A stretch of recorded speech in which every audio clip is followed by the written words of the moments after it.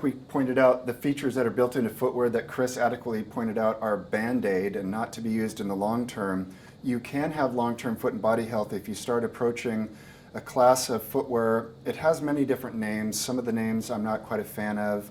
Some people call them Barefoot, not B-E-A-R-F-O-O-T, but Barefoot. Some people call them a minimal shoe, which I also don't like because there's a lot of minimal shoes with a narrow tapered toe box, so they're also not healthy. I like the term natural. In other words, how is that footwear going to position the natural human foot in its best functional state? But then some of my friends in this community are also starting to call it functional footwear, which I also like. Point being, you're not gonna have this narrow toe box. You're gonna be able to spread out here like this diagram shows, which is going to help you get all the blood flow. It's not going to pinch your nerves.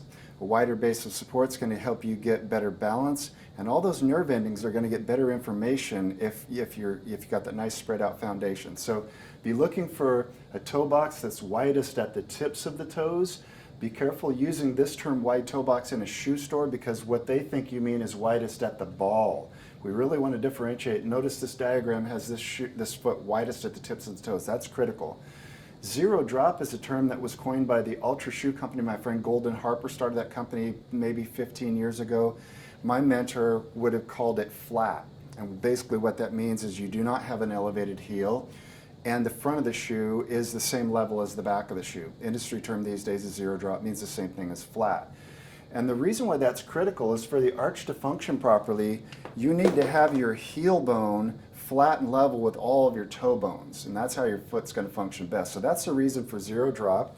The thin outsole is really critical for you to get that proprioceptive input. Like Chris mentioned, there's somewhere around 200,000 nerve endings in our feet.